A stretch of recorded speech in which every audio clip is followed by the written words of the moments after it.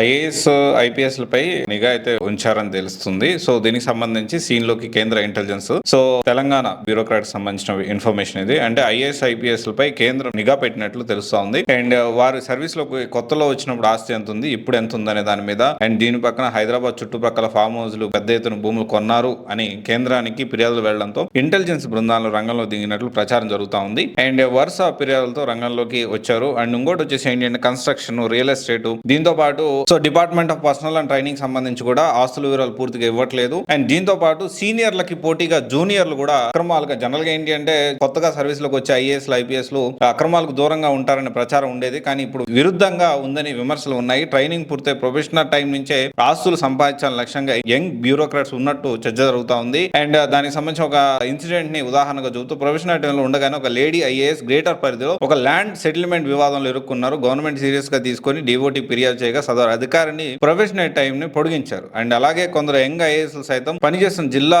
పరిధిలో కొత్తగా వెంచర్లపై ఫోకస్ పెట్టి వాటాలు అడుగుతున్నట్టు విమర్శలు వస్తున్నాయి. అండ్ ఇంకోటి వచ్చేసి 30 ఏళ్ల సీనియారిటీ ఉన్న సీనియర్ ఐఏఎస్ ఆఫీసర్ బంధువులకు శంషాబాద్ ఎయిర్పోర్ట్ దగ్గరగా 150 ఎకరాల విలువైన భూమి ఉంది. పక్కనే ఉన్న సర్కారు భూమిని కూడా కొంత కబ్జా చేసి ఈ మధ్య అక్కడ వెంచర్ డెవలప్మెంట్ పనులు ప్రారంభించారు. అండ్ దీనికి కూడా బీఆర్ఎస్ ఎంపీకి వాటా ఉన్నట్లు ప్రచారం జరుగుతూ ఉంది. అండ్ దీంతో పాటు ఒక సీనియర్ ఐఏఎస్ భార్య పేరు మీద పెద్ద ఎత్తున విల్లాలు కొనుగోలు చేసినట్లు విమర్శలు వస్తా ఉన్నాయి. అండ్ దక్షిణ తెలంగాణకు చెందిన కన్ఫర్డ్ ఐఏఎస్ కూడా అతనికి కూడా గుర్తులేని ఓపెన్ ప్లాట్స్ ఉన్నాయని ప్రచారం. సరే, ఇంకోటి వచ్చేసి కొందరు ఐపీఎస్ స్థిరాస్తుల మీద పెట్టుబడి కాకుండా 5% వడ్డీ రూపాయన 10 కోట్ల వడ్డీ వ్యాపారులకు ఇచ్చి బిజినెస్ చేస్తున్నట్లు కూడా ఆరోపణలు ఉన్నాయి. సో ఓవరాల్ గా ఏంటి అంటే ఈ సీనియర్లకు పోటీగా ఇప్పుడు కొత్తగా వచ్చే వాళ్ళు ఐఏఎస్, ఐపీఎస్ మీద కూడా అక్రమంగా ఏదైతే ఆస్తులు సంపాదిస్తున్నారు అనే ఒక చర్చ వస్తున్న నేపథ్యంలో అండ్ సీన్ లోకి కేంద్ర ఇంటెలిజెన్స్ వచ్చింది అని చెప్పి నిఘా వర్గాలు అయితే చెప్తా ఉన్నాయి. దీనికి సంబంధించిన అన్ని న్యూస్ లో కూడా ట్రెండ్ అయింది. సో ఈ ఐఏఎస్, ఐపీఎస్ మీద నిఘా అయితే ఖచ్చితంగా ఇంకా ఎక్కువ ఉండబోతుంది అన్నట్లు పరిస్థితి అయితే ఉంది. సో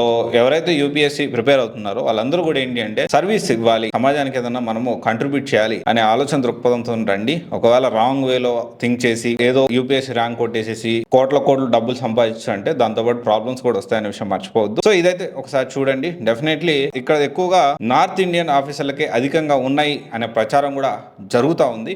సరే, ఇది ఎంతవరకు వెళ్తుంది ఏంటి అయితే బాధాకరమైన విషయం ఒకవేళ ఇది నిజమైతే. బట్ ఎనీవే, ఇదైతే ఇన్ఫర్మేషన్.